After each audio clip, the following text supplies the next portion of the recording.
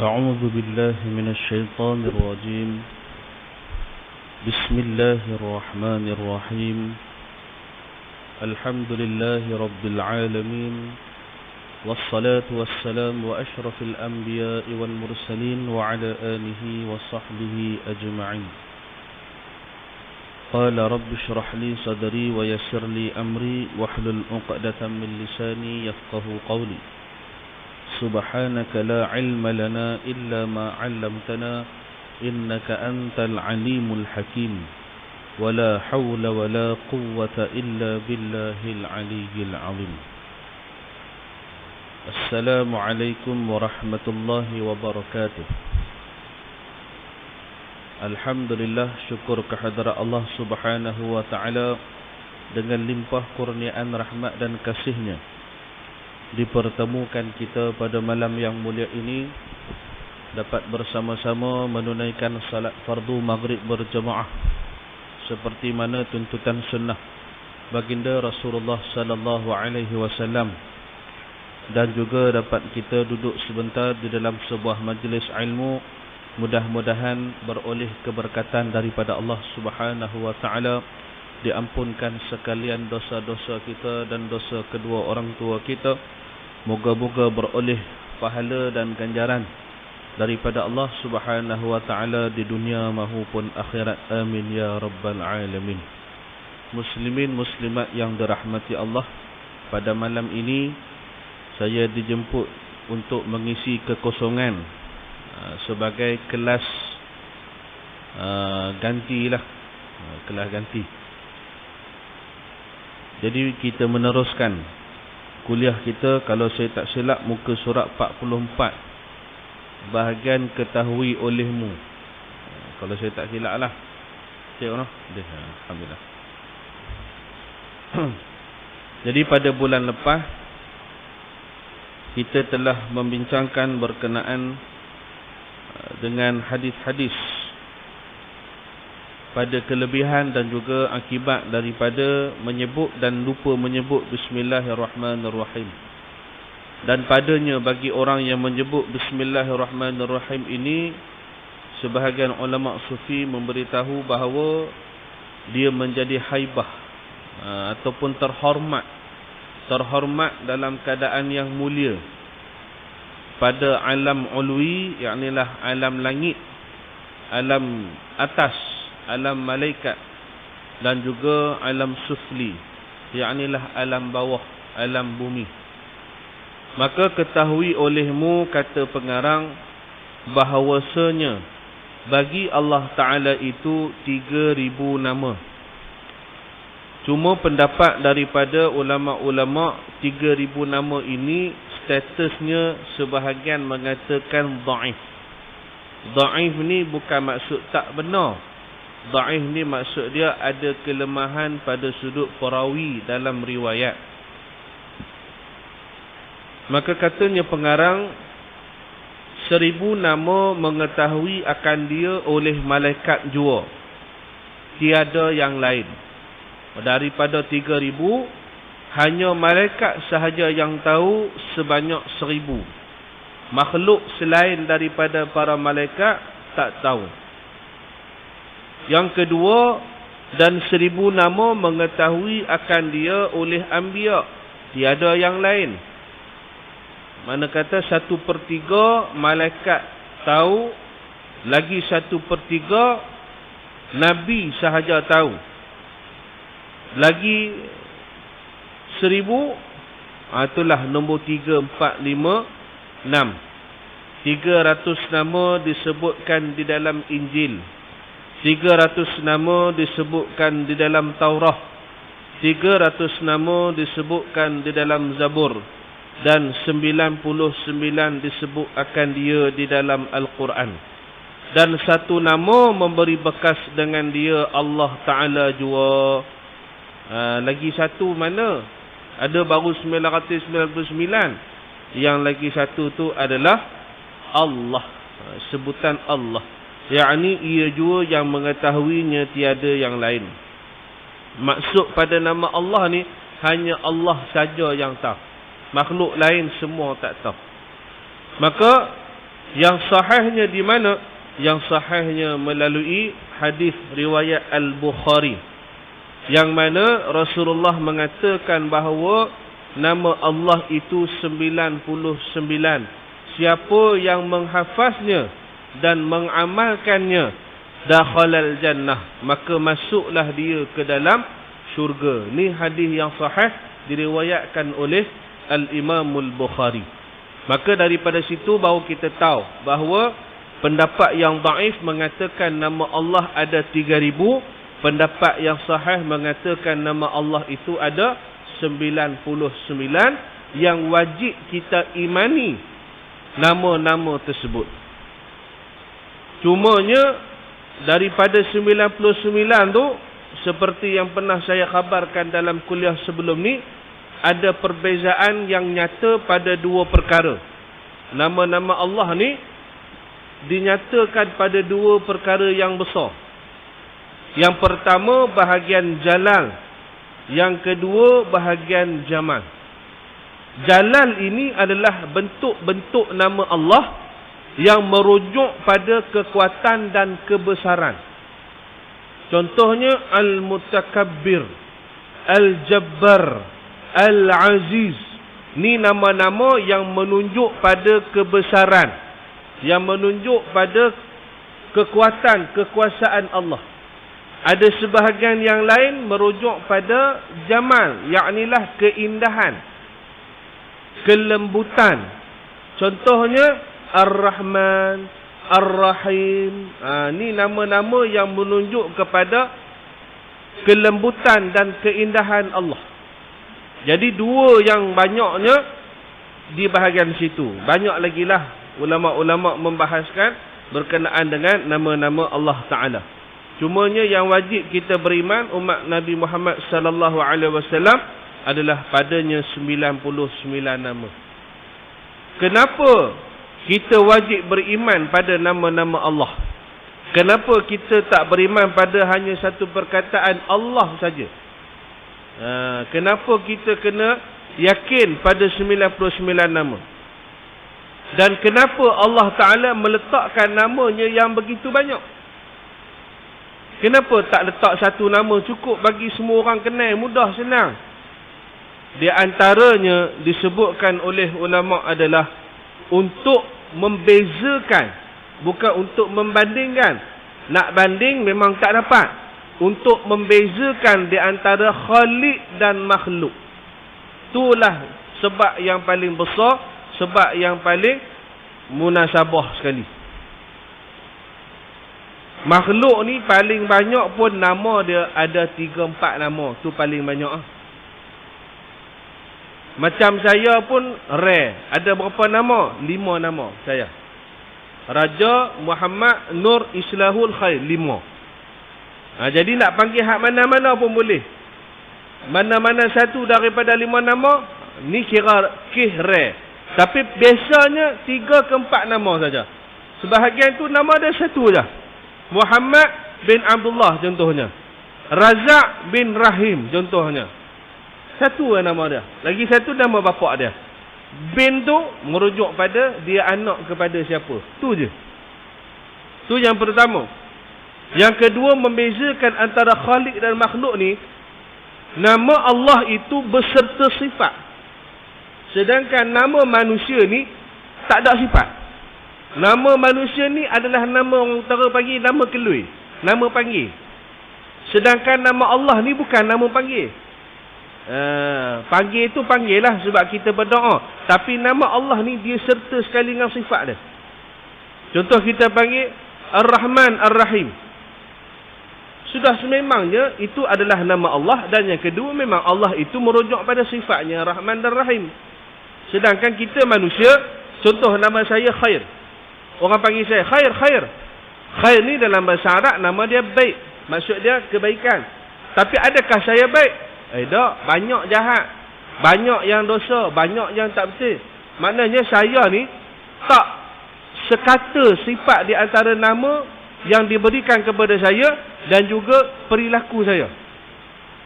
Itu sebab kenapa sebahagian tuan-tuan guru dia tak berapa setuju bila mana orang meletakkan nama-nama yang tak setarah dengan manusia. Yang mana manusia ni tak boleh bawa, jangan letak. Contohnya nama-nama syurga, kalau boleh jangan letak. Tapi ada sebahagian daripada ulama pula dia kata boleh, tak ada masalah. Itu yang ada orang bubuh nama Ar-Rayyan, nama Firdaus, nama Naim. Itu nama-nama syurga tu. Naim ni syurga penuh nikmat. Firdaus ni syurga yang paling mulia sekali, nombor 1. Syurga Ar-Rayyan, syurga yang indah. Ada sebahagian kata boleh, sebahagian kata tak boleh. Itu berlapang dada. Ada sebab masing-masing kenapa kata boleh, ada kenapa tak boleh. Itu di antara kenapa kita wajib beriman dengan nama-nama Allah ni. Kena nak membezakan di antara Khaliq dan juga makhluk. Bukan nak membandingkan. Membanding memang tak boleh banding. Sebab kita kalau kita nak buat perbandingan, kita buat perbandingan yang setara. Kita tak buat perbandingan di antara yang terlalu banyak jurang dia.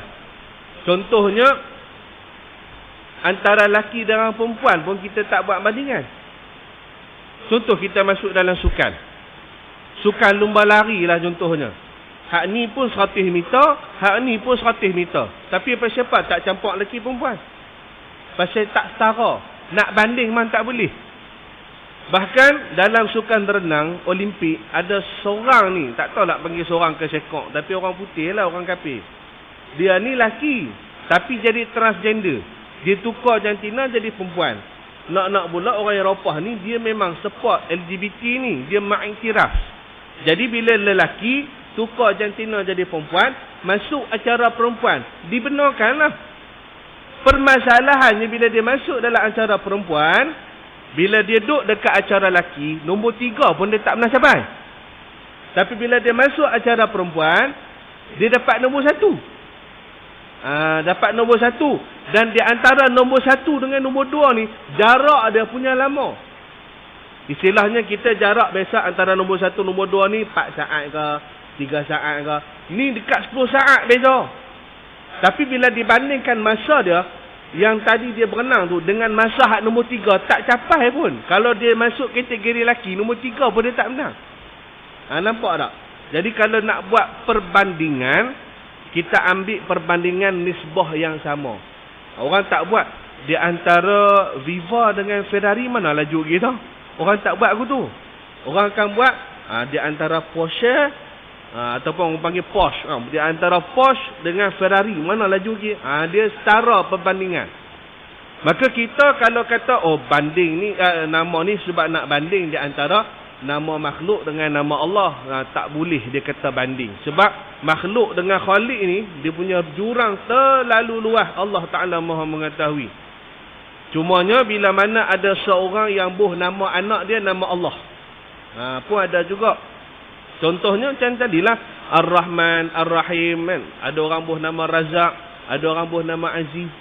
Banyak nama-nama Allah yang diletakkan kepada makhluk. Maka apakah hukumnya? Hukumnya adalah harus, selagi mana tidak membawa kepada nama-nama yang khusus kepada Allah. Dan yang paling afdal sekali kalau nak buh nama-nama anak kepada cucu anak kita ni, yang paling afdal sekali kalau letak nama Allah, letak Abdul kat depannya. Abdul Rahman. Ada sahabat Nabi nama Abdul Rahman, tak ada masalah. Ada orang nama Abdul Razak pun tak ada masalah. Boleh letak nama-nama Tuhan, nama-nama Allah Ta'ala kepada anak-anak. Tetapi jangan letak nama yang khusus kepada Allah. Itu bahaya. Kalau letak nama yang khusus kepada Allah, hukum dia adalah haram. Di antara nama-nama yang khusus kepada Allah apa dia? Di antaranya adalah Al-Ahad. Ahad ni nama Allah, hanya Allah saja yang boleh guna. Hak lain tak boleh guna. Kalau kita guna juga, hukum dia adalah haram. Yang kemudian nama apa lagi? Nama Al-Khaliq. Al-Khaliq pun tak boleh. Pasal apa? Pasal ini nama yang hanya khusus kepada Allah Ta'ala.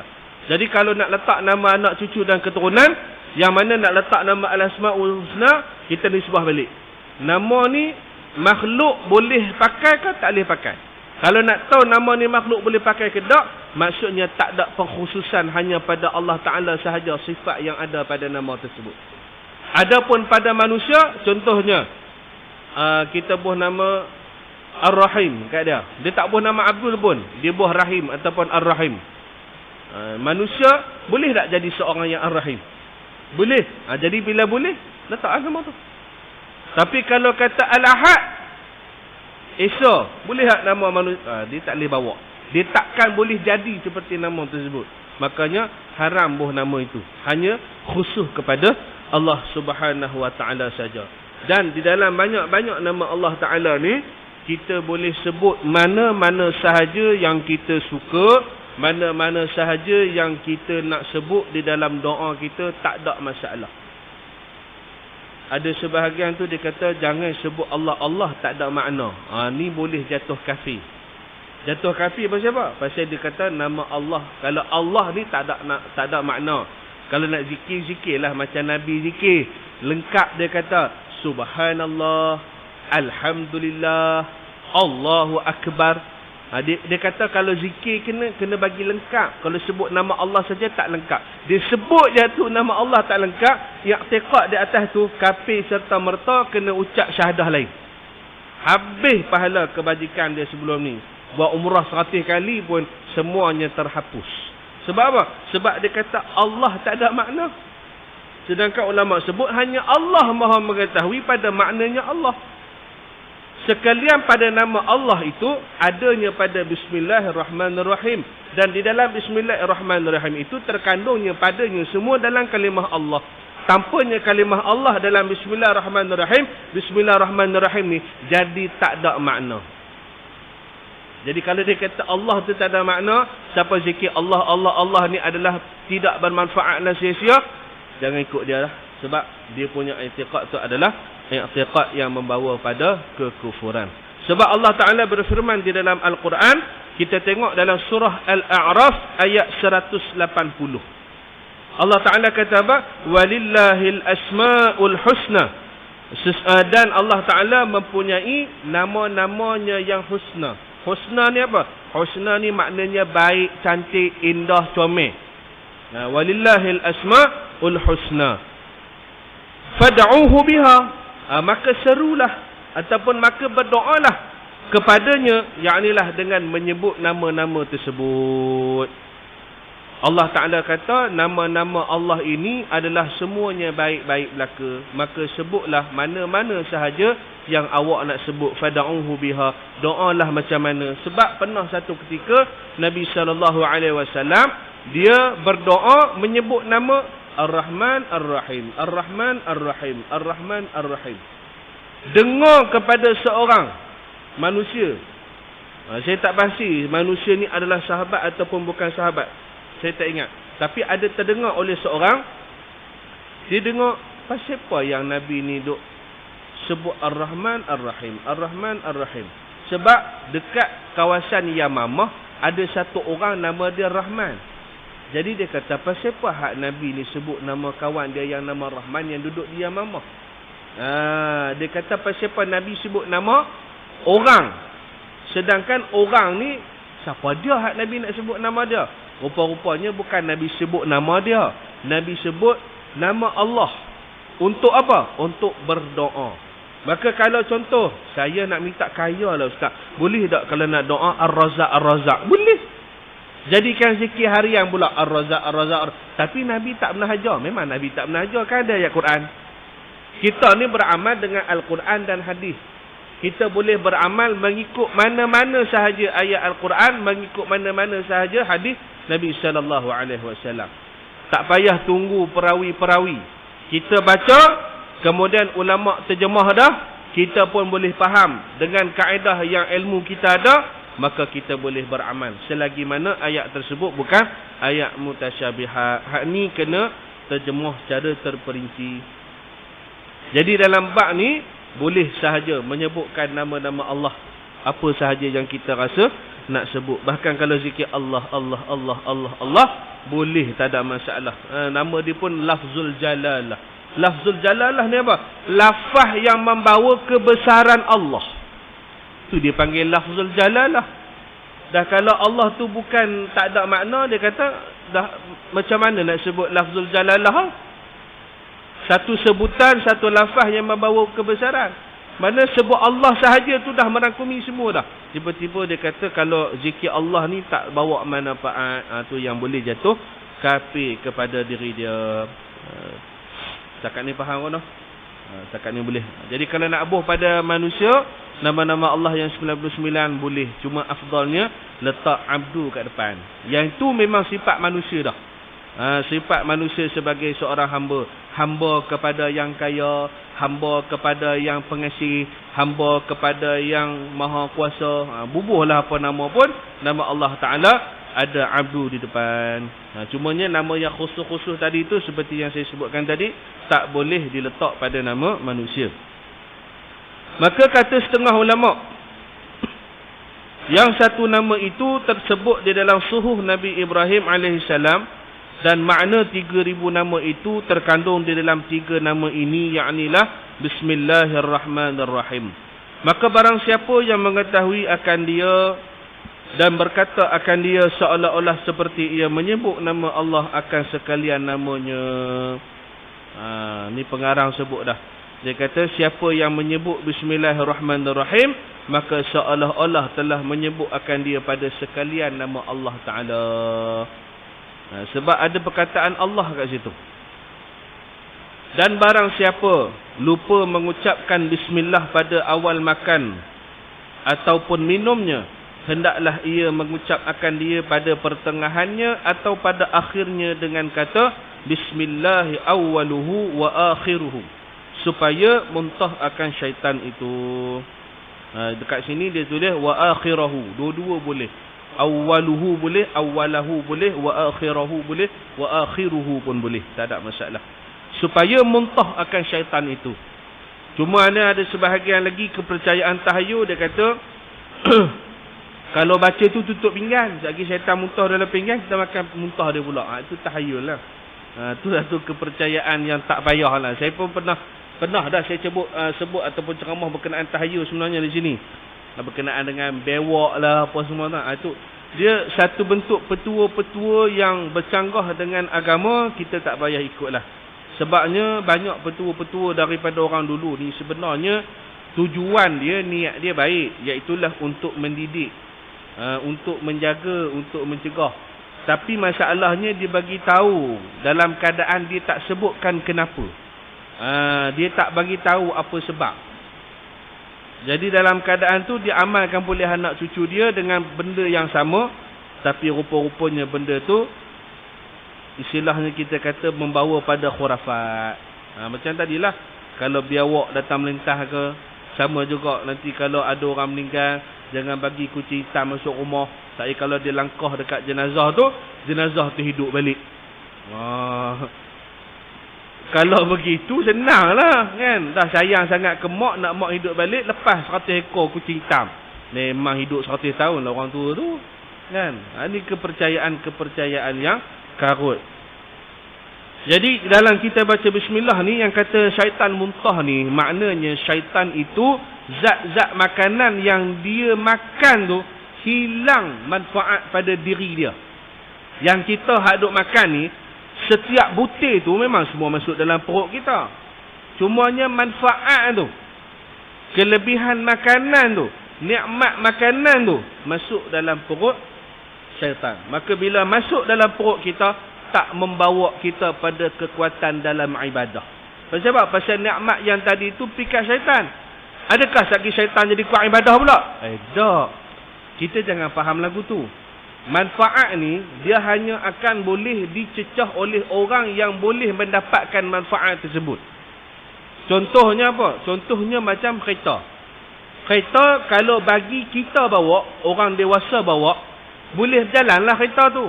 Kita pun orang juga. Beza dengan kita buh baby dalam kereta.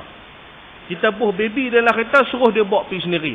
Boleh tak dia dapat manfaat daripada kereta tu pasal suruh dia bawa?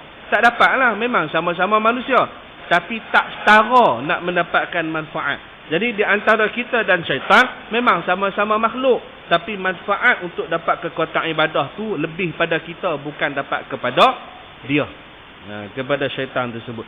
Sebab bila mana ada sebagai orang dia makan, tengok-tengok, awak rasa cepat lapar ni.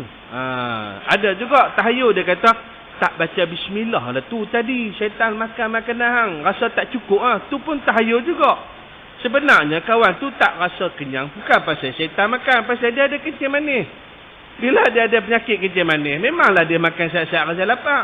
Dia ada kolesterol dan sebagainya. Tu penyakit zahir yang ada pada dia. Tapi sebahagian tahayul ni kita jangan selalu ikutkan sangat. Konon-kononnya tak apa sebab nak bagi dia rajin baca bismillah. Tak boleh. Kita mengada-adakan sesuatu yang tak ada dalam agama. Hak itulah sebenarnya bid'ah.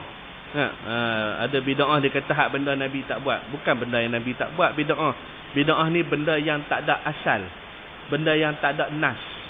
Benda yang di luar daripada agama. Benda yang di luar pada agama dimasukkan dalam agama, dijadikan amalan agama. Yang itu yang tak boleh sebenarnya. Itu yang dikatakan bid'ah. Bukan yang Nabi tak buat. Yang Nabi tak buat tu tak betul, tak tepat sebenarnya. Baik, yang seterusnya adalah hikayat. Hikayat ini dari sudut periwayatannya yang saya semak adalah daripada Abu Hurairah radhiyallahu anhu. Bahawasanya syaitan gemuk berjumpa dengan syaitan kurus. Cumanya cerita ni adalah daif nah. Nak pakai boleh, tak pakai pun boleh, tak ada masalah. Bahawasanya syaitan gemuk berjumpa dengan syaitan yang kurus. Maka berkatalah syaitan yang gemuk bagi syaitan yang kurus, mengapa engkau jadi kelakuan ini? Maknanya dia tanya, kenapa engkau jadi macam ni? Kenapa engkau jadi begini? Maka katanya, kerana bahawasanya mengarasi atasku oleh seorang lelaki. Ada seorang lelaki yang berlaku keras kepada dia. Sebenarnya bukan berlaku keras pada dia. Lelaki ni cuma tak nak syaitan mendapat manfaat yang ada pada dia. Maka apabila ia masuk ke rumahnya, dia berkata Bismillahirrahmanirrahim. Samalah kalau dia baca Assalamu alayna wa ala ibadillahis salihin pun sama. Dan apabila keluar rumah, ia berkata Bismillah. Keluar rumah pun Bismillah. Ataupun dia kata Bismillah tawakkaltu ala Allah wala haula wala quwwata illa billahil aliyyil azim. Pun sama juga. Keluar pada rumah. Dan apabila makan, maka berkata ia padanya Bismillah. Dalam hadis yang sahih memang disebutkan Rasulullah bila nak makan, Nabi sebut Bismillah. Ar-Rahman-Ar-Rahim mana? Dalam hadis tu tak ada lah. Dalam hadis yang sahih. Cumanya yang kita dok baca Allahumma barik lana fima razaqtana, yang itu pendapat yang daif. Tapi boleh amal tak? Boleh, tak ada masalah. Nak niat sahaja aku makan kerana Allah Ta'ala pun boleh, tak ada masalah. Asalkan benda tersebut masih di dalam landasan nas agama. Mana nas dia? Nas dia Bismillah, menyebut nama Allah. Cuma perbezaan bagi seseorang itu dalam menyebutkan nama Allah tu sahaja. Kaedah yang berbeza. Kaedah yang berbeza maknanya doa yang berbeza lah. Tapi tetap merujuk meminta kepada Allah dan menggunakan nama Allah. Jadi bila mana dia makan, dia sebut Bismillah. Dan apabila dia minum pun, dia berkata Bismillah. Maka aku larilah padanya. Memang syaitan ni tak dapat apa manfaat lah hidup dengan lelaki ni. Sebab kita ni, setiap daripada kita, memang ditugaskan ada syaitan-syaitan yang memang duduk dengan kita setiap hari, setiap malam, setiap masa, setiap saat. Dan dia akan duduk di dalam saluran darah kita. Dia akan berpusing dan dia akan melintasi setiap daripada salur darah kita. Untuk apa? Kerana dia nak mencari pintu-pintu kelemahan. Dia nak tengok orang ni lemah dia di mana. Lemah dia di bahagian ibadah. Maka dia masuk dekat bahagian pintu lemah. Lemah ibadah macam mana? Lemah ibadah ni ada dua. Yang pertama malah, yang kedua rajin. Yang malah ni supaya dia tidak berbuat ibadah, tidak berbuat kebajikan, meletakkan dia dalam keadaan yang alfa, meletakkan dia dalam keadaan yang lalai. Hak yang satu lagi ni rajin ibadah, tapi itulah pintu kelemahan dia. Pelik lagu mana rajin ibadah pintu kelemahan? Lemah dia adalah kepada siapa dia melaksanakan ibadah. Memang kita tengok dia rajin buat ibadah semayang lebih pada kita, zikir lebih pada kita, mengaji lebih pada kita. Rupa-rupanya pintu hak lemah dalam rajang ibadah ni, dia buat tu supaya dikata oleh manusia sebagai orang yang baik. Habislah amalan dia. Samalah macam orang yang tidak berbuat kebajikan. Sebab pahalanya tak ada apa di sisi Allah Ta'ala. Maka ada sebahagian orang tengok mana dia punya lemah harta dia. Maka di sudut harta ni aku akan sesatkan dia. Harta pun ada dua. Harta ni Allah Ta'ala bagi tahu dalam Al-Quran. Sekejap saya cari rujukan. Allah Subhanahu Wa Ta'ala kata dalam Al-Quran surah An-Najmi ayat 48. Allah Ta'ala ni dia akan memberikan perbezaan di antara dua. Contohnya masuk, keluar.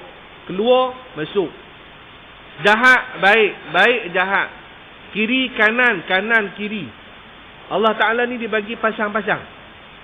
Maka dalam surah An-Najmi ayat 48 ni, Allah Ta'ala memberikan kepada kita pasangan kepada kaya.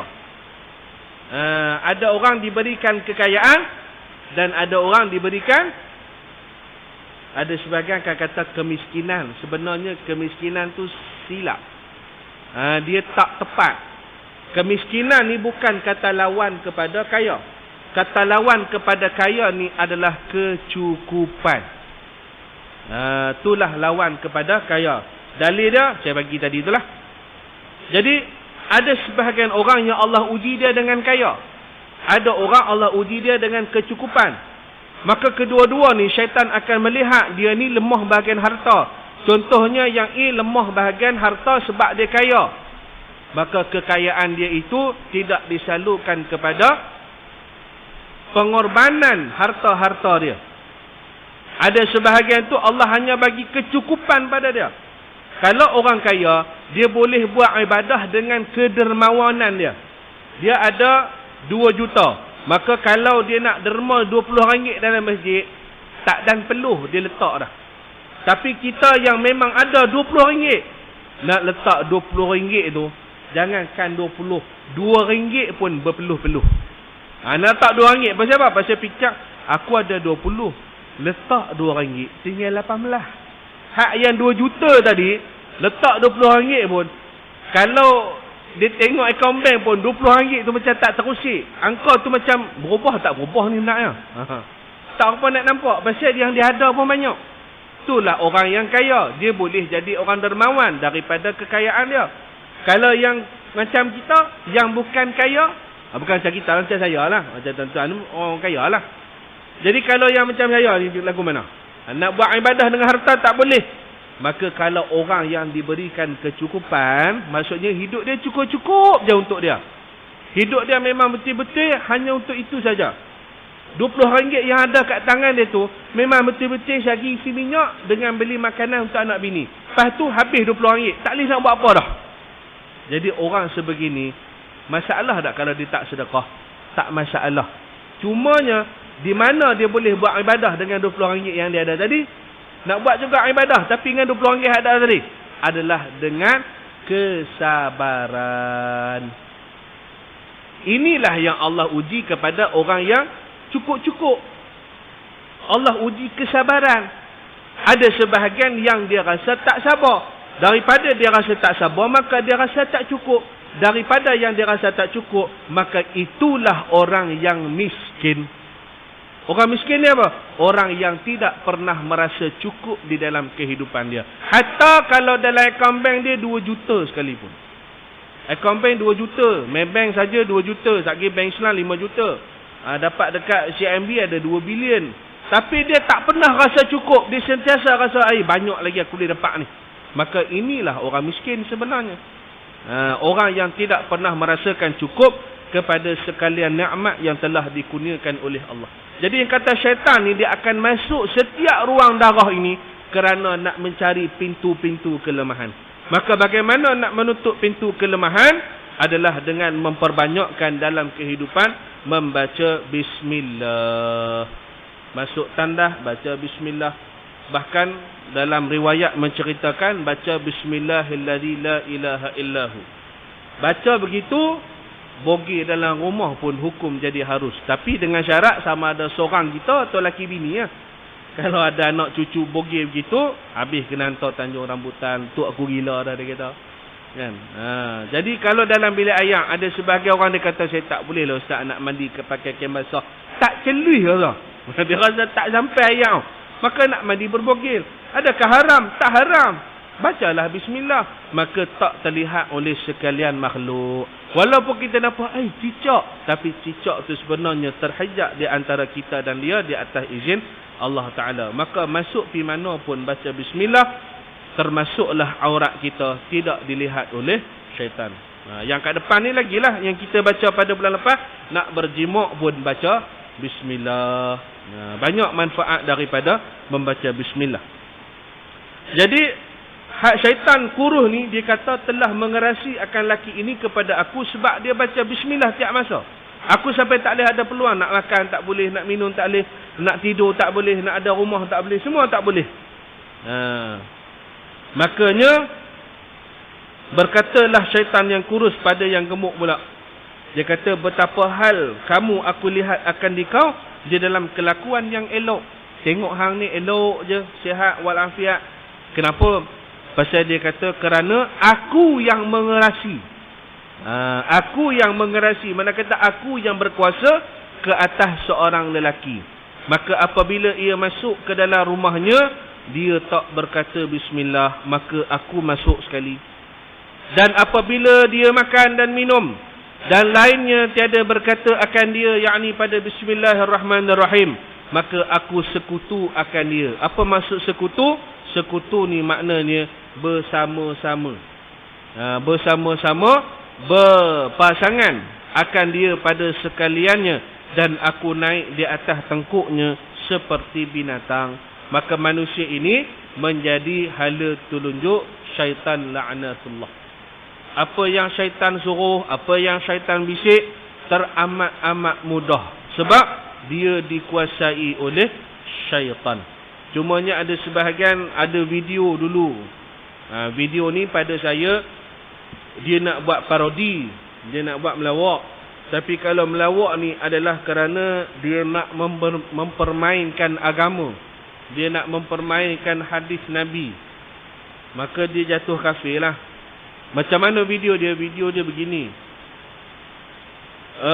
Konon-kononnya dia ni boleh tengok jin dia. Yang syaitan yang duduk dengan dia ni lah. Maka dia ni pun makan cabai. Tahu makan cabai? Dia makan cabai. Makan cabai. Syaitan ni pun ikutlah sekali dia makan cabai. Pasal apa? Pasal dia tak baca bismillah. Maka dia kepedasan. Syaitan ni pun kepedasan juga. Maka syaitan ni tengok dia pegang ayak, syaitan ni rasa lega. Pasal apa? Pasal kawan ni minum ayak, dia boleh minum ayak. Tapi rupa-rupanya masa kawan ni nak minum ayak, masa tu dia baca bismillah.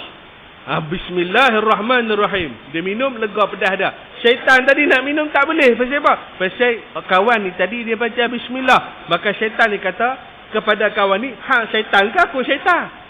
Mana kata kat situ, hang naya aku. Jadi siapa yang syaitan sekarang ni? Nampak? Video tu video nak buat melawak pula. Tapi bila saya perhati balik, harap-harapnya niat tu hanya niat sekadar begitu-begitu je lah. Sebab kalau niat dia mempermainkan agama, jatuhlah kafir. Samalah juga macam zaman sekarang. Zaman sekarang ni anak-anak muda, dia kata siapa tak tutup aurat masuk Melaka. Saya mula-mula tak faham masuk Melaka dah. Kenapa masuk Melaka? Ada apa dekat Melaka yang kalau tak semayang masuk Melaka, tak tutup aurat masuk Melaka? Rupa-rupanya neraka tu dia istilahkan tukar pada Melaka. Dia Melaka ni, dia macam mana kata? Dia tukar perkataan. Daripada neraka dia tukar jadi Melaka. Jadi bila tengok pada sudut itu, teringatlah kata tuan guru. Bab-bab neraka ni pun sama. Kalau dia mempermainkan sekerana dia mengolok-olok, jatuh kafir. Contohnya dia kata, alah aku duduk neraka pun tak ada masalah. Banyak artis-artis pujaan aku ada neraka. Kurang-kurang banyak lagu aku boleh dengar. Nampak ayat tu nampak macam kelakar. Nampak macam ya tak ya. Ramai artis-artis masuk dalam neraka. Jadi kalau dia masuk neraka, banyak lagu boleh dengar. Kita kat syurga, artis mana nak masuk dalam syurga? Tak ada lagu. Nampak dia main dengan agama. jatuh kafir hukum dia. Dia ingat neraka ni macam rumah dia. Kan? Boleh nak main danduk, boleh nak pasang-pasang lagu. Ini masalah pada akidah orang sekarang. Iaitulah memperolok-olokkan agama, buat benda tu jadi macam kelakar bagi lawak. Kalau kata tujuan dia bersahaja, bagi saya lah benda tersebut masih lagi tak patut dilakukan. Sebabnya kalau jenis orang yang faham tak apa. Kalau jenis betul-betul jenuh. Kan? Nak membetulkan balik salah faham dia tu, jenuh lah, payah lah. Jadi hikayat yang pertama ni adalah riwayat daripada Abu Hurairah berkenaan dengan syaitan yang kurus dan syaitan yang gemuk. Iaitulah pada syaitan yang dikerasi dan syaitan yang mengerasi. Syaitan yang dikuasai ataupun yang menguasai. Dalam riwayat yang lain memberitahu bahawa syaitan dihantar, diutuskan oleh iblis kepada manusia. Maka dalam masa yang tertentu dia akan balik ke istana iblis dan dia akan report apa yang telah dia berjaya, apa yang telah dia capai. Memang ada. Jadi ada sebahagiannya daripada golongan jin yang kafir, iaitulah syaitan. Mereka ini keluar dalam keadaan elok, tak ada masalah. Tapi bila dia balik ke istana iblis dalam keadaan cacat, hilang tangan ada, hilang mata ada. Pasal apa? Pasal yang ditugaskan dia ini adalah kepada orang yang soleh.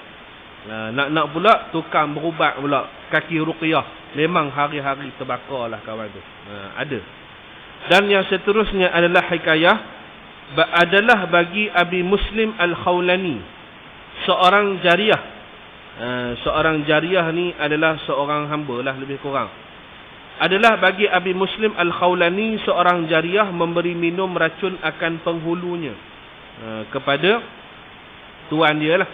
Maka tiada memberi bekas racun itu padanya. Diberi racun, tapi racun tu tak memudaratkan dia.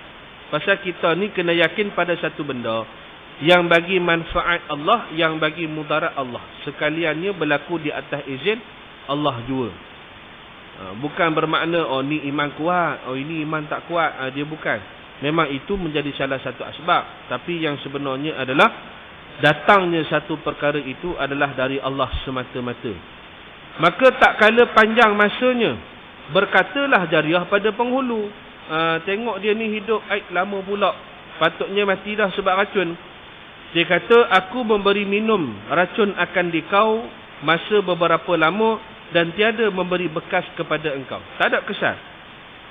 Ada satu ketika Rasulullah dan sahabat diberi makanan racun selepas daripada perang Allahumma salli ala Muhammad, perang Khaybar.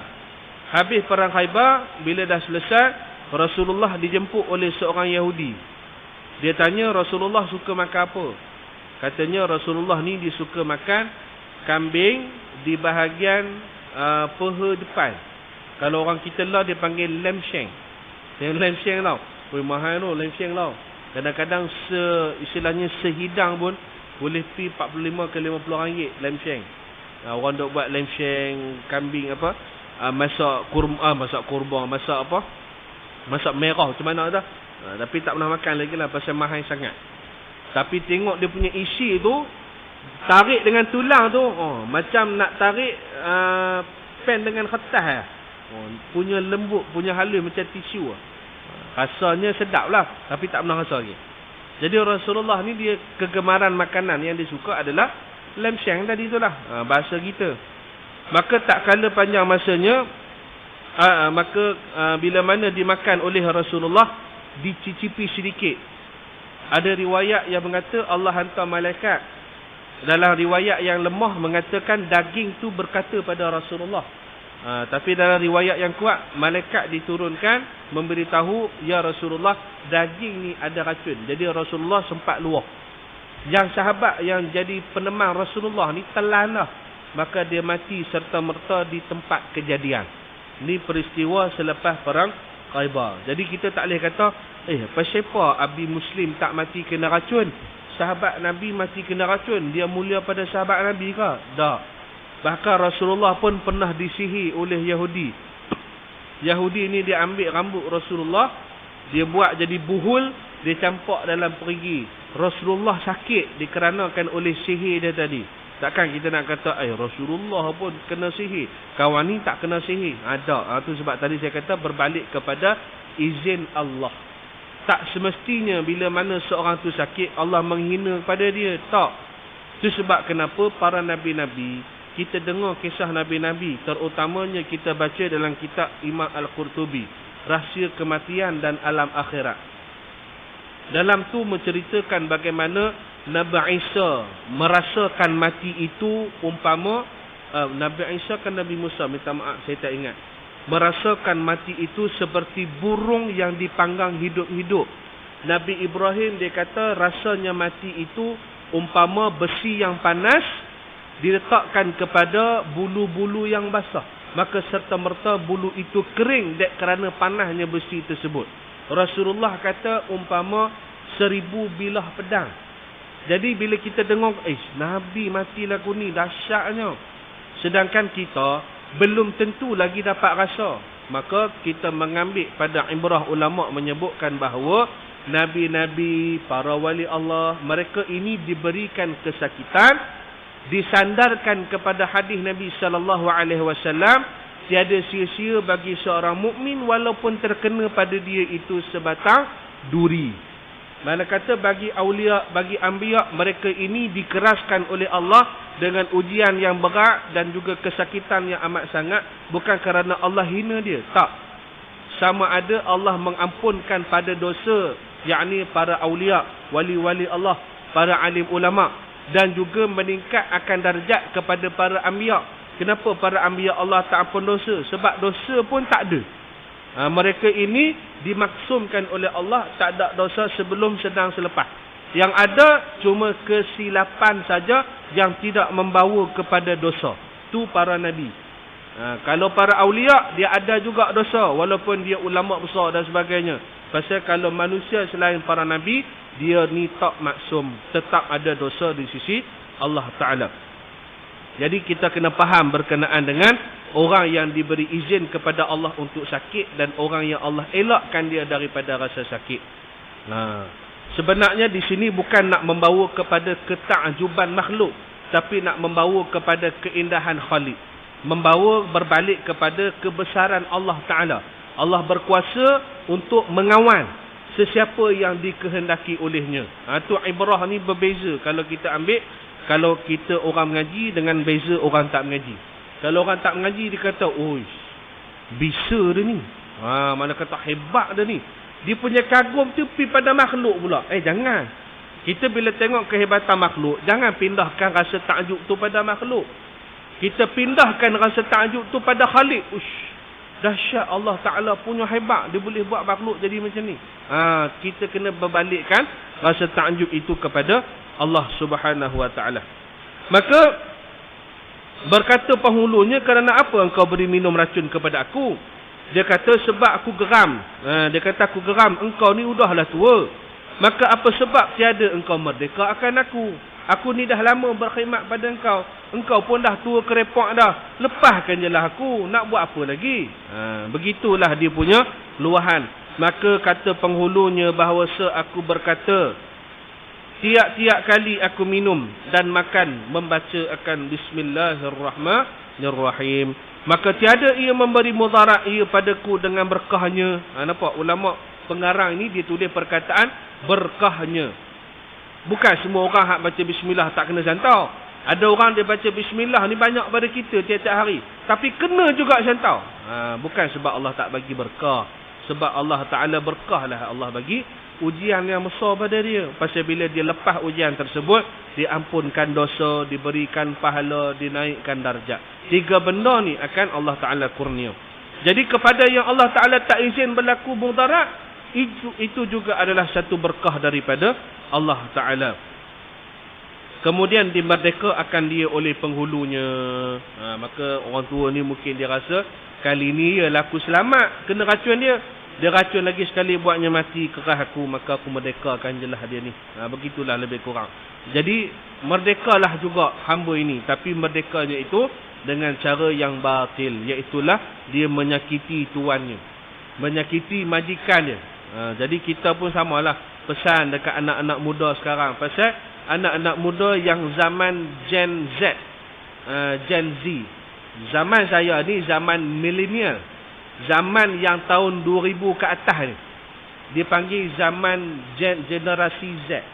Generasi Z ni muslimin muslimat yang dirahmati Allah, dalam dunia pekerjaan mereka ni tak boleh ditegur, tak boleh dimarah, tak boleh diberi arahan, tak boleh kerja lebih masa, tak boleh nak bayar gaji lebih sedikit, semuanya nak gaji besar. Ni generasi Z ni. Zaman tuan-tuan lain. Zaman tuan-tuan ada cerita Piramli, syarat masuk kerja tahan maki. Tu sebab tuan-tuan, kerja 25 tahun, hari-hari kena maki, tak ada masalah. Tapi kalau generasi Z ni, jangan kata maki, kena tegur je. Tegur tu pula suara tinggi sikit, habis dah letak jawatan, merajuk. Ada yang sebahagian tu dah tak ikut dah SOP berhenti kerja. Berhenti kerja ni, kalau ikut SOP, kena bagi surat notis ataupun pemberitahuan selama sebulan. Tapi hak geng-geng generasi Z ni, dia nak hari ni punya surat, semalam berhenti. Dia jenis perangai tu. Bagi surat hari ni, berhenti semalam. Ada kot perangai. Maknanya apa? Maknanya hari yang dibagi surat tu, dia tak nak bekerja. Dia datang pejabat tu sebab nak bagi surat je. Harilah dia, semalam harilah dia. Ni dahsyat generasi Z. Maka kita nak masuk kerja minta cara baik, nak keluar kerja pun minta cara baik.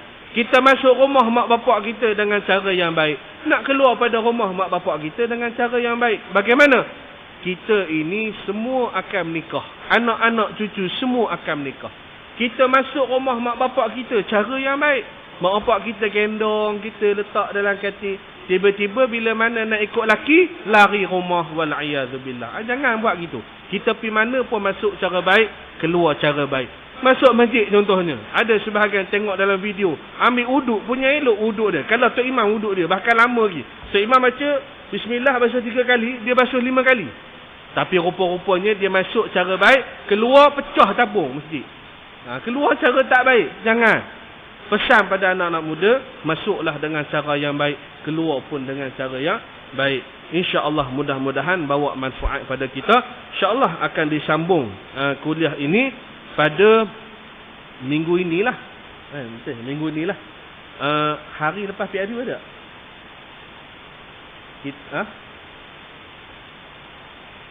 PRU hari Sabtu. Ahad tu ada tak? Ada. Kalau PN menang cuti umum pun jalan kan. Contoh lah. Mana tahu, wallahu alam. Kita doa-doa lah Allah Ta'ala kurniakan kepada kita satu bentuk kerajaan yang boleh menjaga negara dengan baik, mentadbir rakyat dengan baik, menjaga kebajikan keseluruhan rakyat itu dengan baik, dan yang paling penting sekali adalah memartabatkan agama Islam sebagai agama persekutuan dan agama yang indah di mata dunia, insya-Allah.